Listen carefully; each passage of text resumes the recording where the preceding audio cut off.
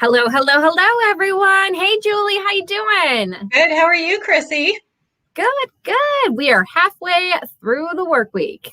Yes, we are. And welcome to Next Step Wednesdays. I'm Julie Shore, President of Career Development Advisors. I am located in South Central Pennsylvania, but serve clients actually all over the US as well as internationally.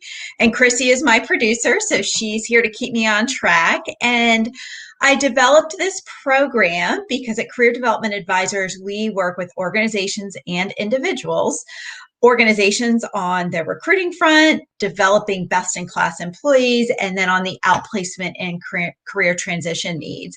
And then I work with individuals as well to help them scale up or level up in their careers, whether they're actively looking or passively looking. And so Wednesdays are that day, right, where it's halfway through. And so I actually look forward to this, where I can share 5 steps that someone can take, you can take, your organization can take to move forward in the talent and career realm. So thanks for being with us today.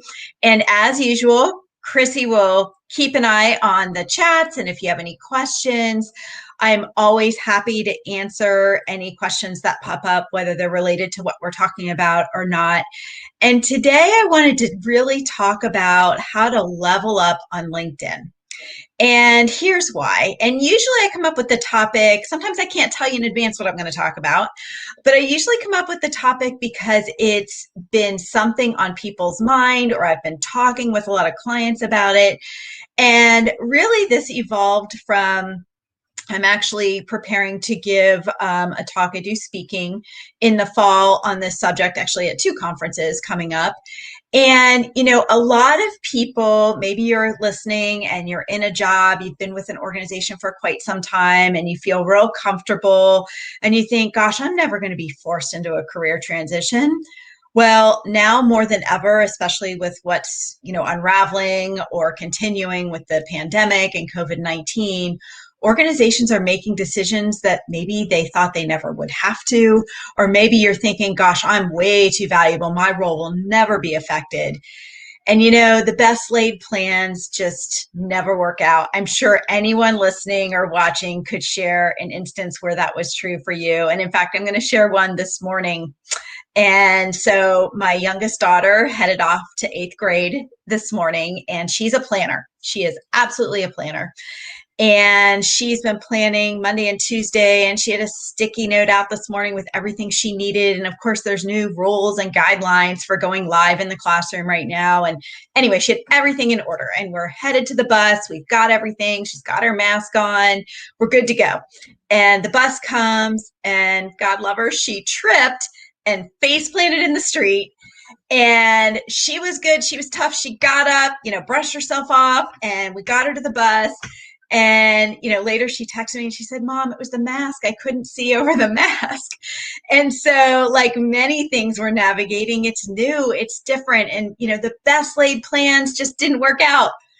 She was so organized and so prepared. And, we had the pictures and the whole 9 yards. And there she went before the bus. And it did help me to not cry because we were half laughing, half empathizing, myself and my older daughter. So anyway, but that's just a quick example. And, I have another really dear friend of mine who many years ago, she decided, she worked in the field of accounting, and she said, I want to be a college professor.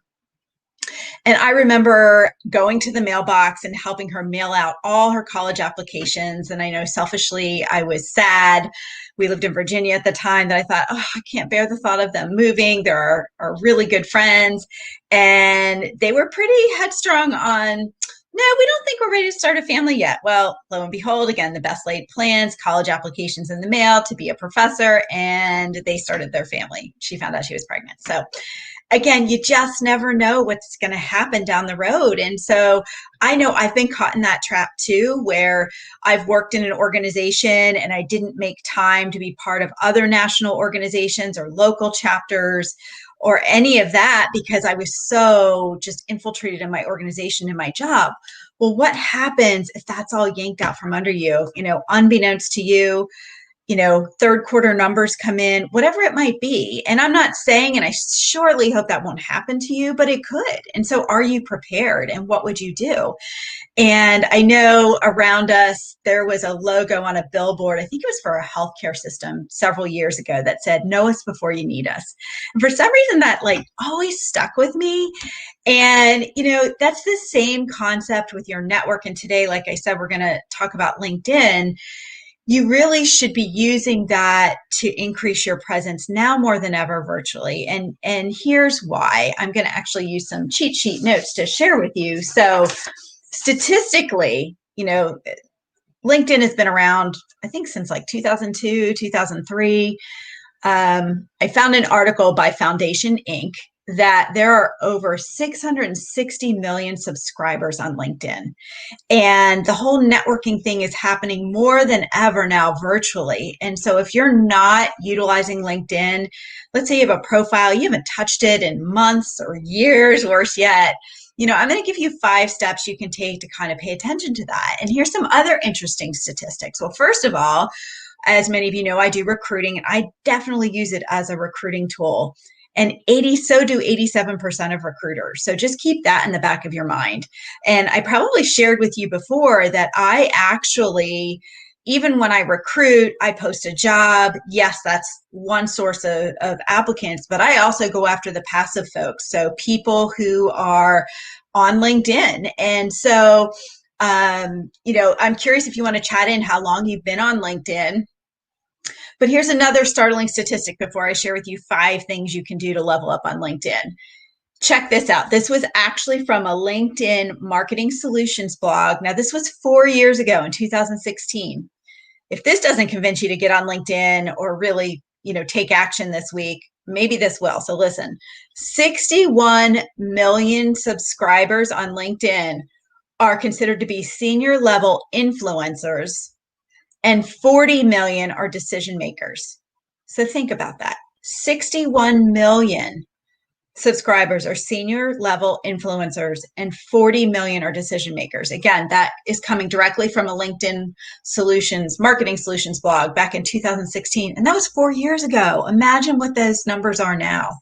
So if you're not on LinkedIn, and again, these are, small steps, small things you can be doing without taking a ton of time. LinkedIn in and of itself isn't going to find you your next opportunity. It's a tool. It's definitely a tool I work with my outplacement and career transition clients. It's absolutely a tool, but it's something you should be involved with, even just as a news source, to see what's going on in your network. Again, think about that. Know them before you need them. And so the very first step I want to talk about today is, and I know we just have a short time, but again, each time we meet, 5 steps, 5 things you can do. So get out your pen and paper, whether you start today or work on it through next week when we meet again. The very first step you can do is review your connections. I don't care if you're starting and you have 7 or you have 500. You should really kind of take stock of that. Figure out, are there people you don't want to be connected to anymore? And, how are you staying in touch with them? Are you truly sending them information that could be of value to them?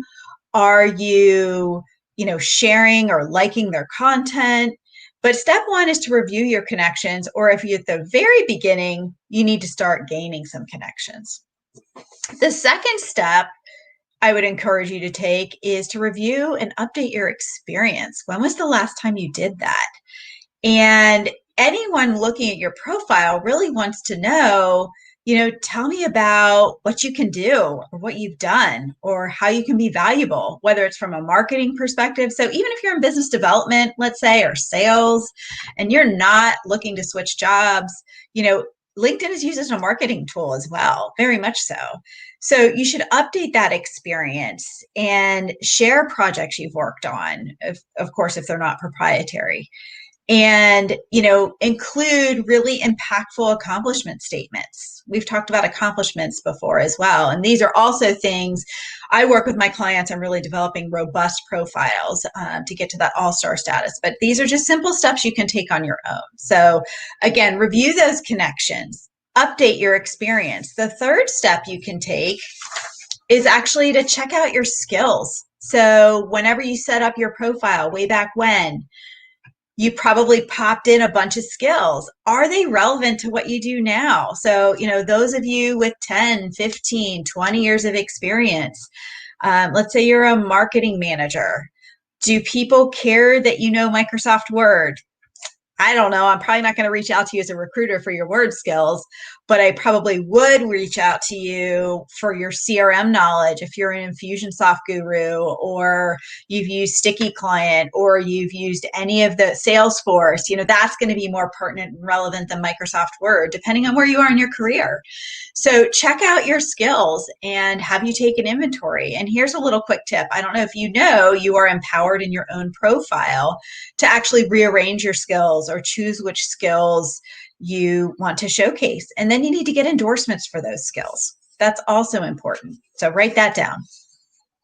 Step 4, recommendations. When was the last time you either received a recommendation or you actually gave a recommendation?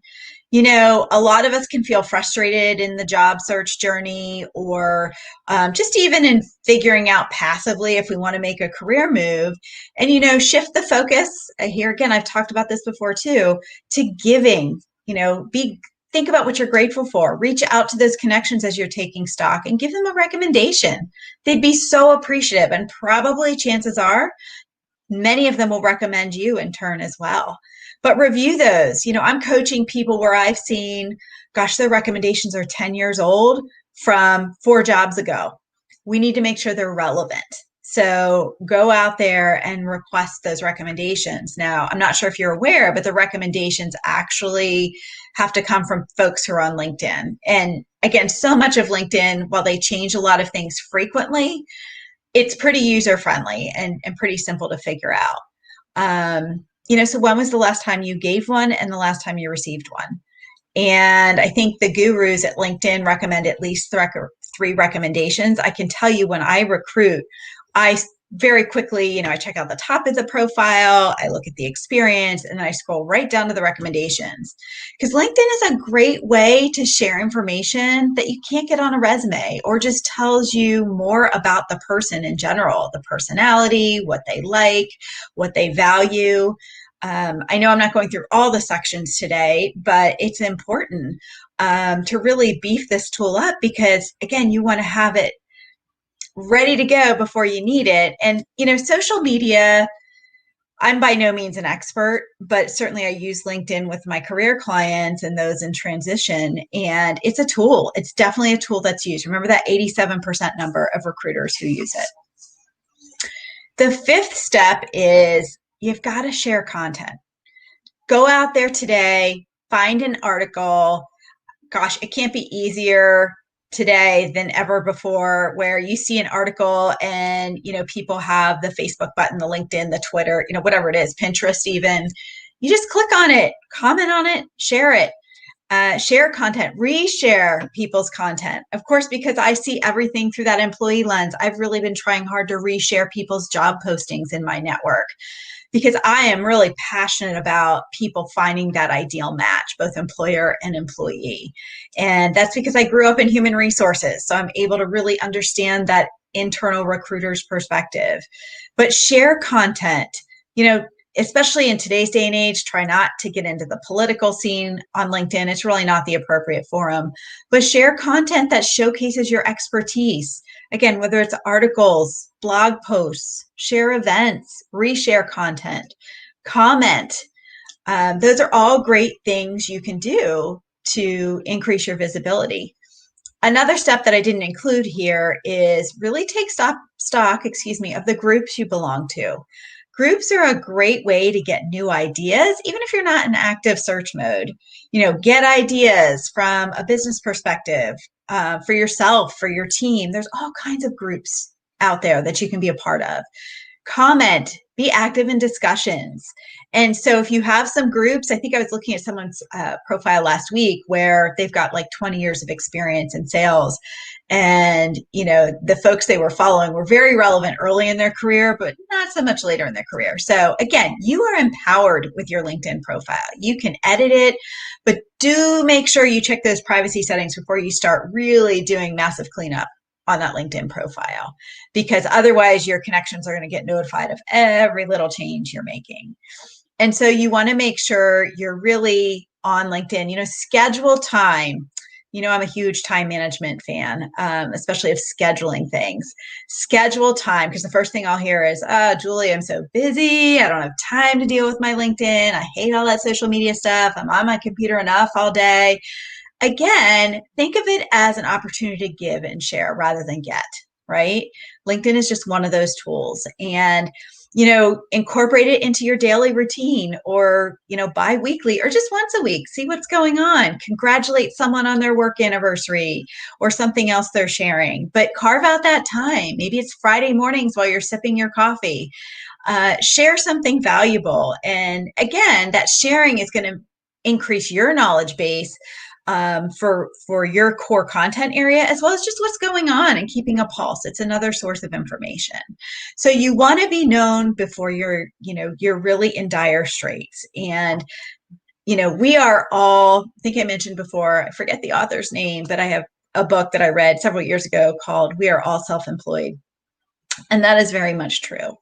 And if you are sitting here again, listening and thinking, yeah, but that's not going to happen to me. Yeah, but I'm protected. Yeah, but my boss loves me. Guess what?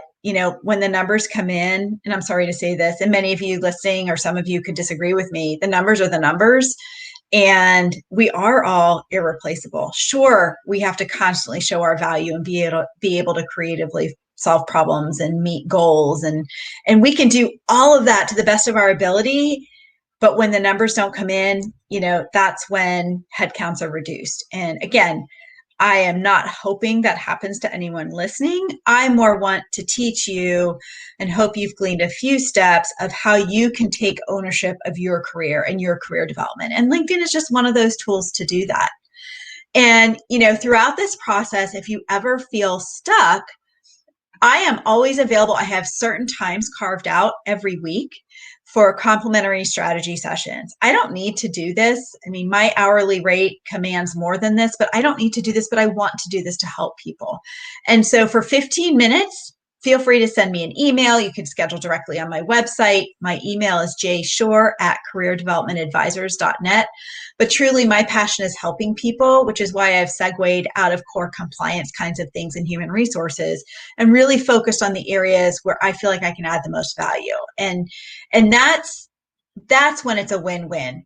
My header, if any of you are checking out my LinkedIn, says something along the lines of, to not use the talents you have is actually depriving someone of something they need. And someone shared that with me a while back, and it always stuck with me. And so, I am a coach. I work in group settings. If we get enough participants, we're going to be launching a group training program next month, as well as one in October, on those core areas that people really struggle with: LinkedIn, the resume, networking, and I forget what the fourth one is.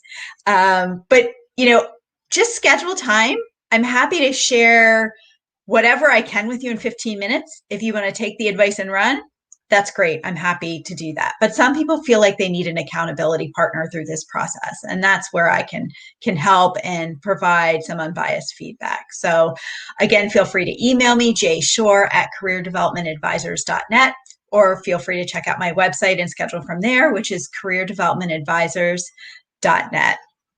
So thanks so much. I hope you have a few tips that are helpful to you. Chrissy, I don't know if most people are bashful. Gosh, guys, this is a time for you to speak up if you have any questions, any suggestions. So I don't know if there are any comments, Chrissy, to address at this time, or questions, or if everyone's just being super quiet again. Well, as far as LinkedIn, what are the tangibles that people often find themselves receiving by doing these steps and actively and intentionally applying these steps? So by applying these steps, you're going to have what LinkedIn refers to as an all-star profile, which means you're going to come up in the search rankings. Again, it's all about artificial intelligence, and I'm not a techie, but it's all about, the more robust your profile is and all encompassing, the higher it comes up in the search rankings for recruiters, for decision makings, decision makers, for those influencers. And so that's why you really want to, again, it's just a tool. It's not going to get you a job. It's not going to, magically find you your dream job. There's a lot of work that goes into that, but it will elevate your all-star status and become more searchable by those folks who are looking for someone in your field for, whatever it might be, for as a service provider, to fill a position, etc. So, and look, go ahead. Attracting the right potential employers for possible employment in the future, and then also making those networking connections as well that we clearly can't really do in person right now because of the state we're living in with COVID-19. Exactly. And again, it helps to just keep you front of mind. So let's say someone comes in to their office and I don't know, they're dealing with a problem. They need to research a new CRM system. There's a ton of obviously salespeople on LinkedIn as well, and maybe you as the consumer have, you log into LinkedIn that day and up pops an article from one of your friends who works for Salesforce. And it's like, oh, I'm going to give her a call. Same thing. If you are staying front, that's your goal, is to stay front of mind. And if you're a continuous learner, I feel like this is sort of natural. I get this might not be natural, and don't let the technology scare you, because I think LinkedIn also has a lot of great tutorials there. But again, my message today is there are some simple things that you can do to kind of beef up your profile. And more so than ever, you need to take responsibility for your own career development. And, this is just one tool to utilize, as, Chrissy said, especially since we're all still working virtually, or many of us are. And also, I want to know, obviously you can't share it all, but when you're walking people through the steps of robusting their, I think is what the word you use, to robust their LinkedIn page, is that pretty simple, or is it something that someone really needs to invest some time into? Yeah, if you really want to, as LinkedIn calls it, have all-star status or make it really robust, I spend a lot of time. So that would definitely be something I'm happy to talk to you about, give you a few tips, but it is more time encompassing, because there are, gosh, I don't even know, at last I checked how many different sections there are. I just tried to hit some of the highlights, but working on the about section alone can take, someone an hour to update, with the guidance from, on best practices. So, people who I work with on, beefing up your profile, I actually provide, it's almost like a 20-page report of recommendations on here's what I recommend you do. So these are just 5 simple steps if you want to take it and run with. But again, I'm always available to chat. Perfect. Well, everyone, thank you so much for joining us. And I look forward to our next discussion for Next Step Wednesdays. All right. Take care, Chrissy. Everyone have a great rest of the day. Bye-bye. Bye.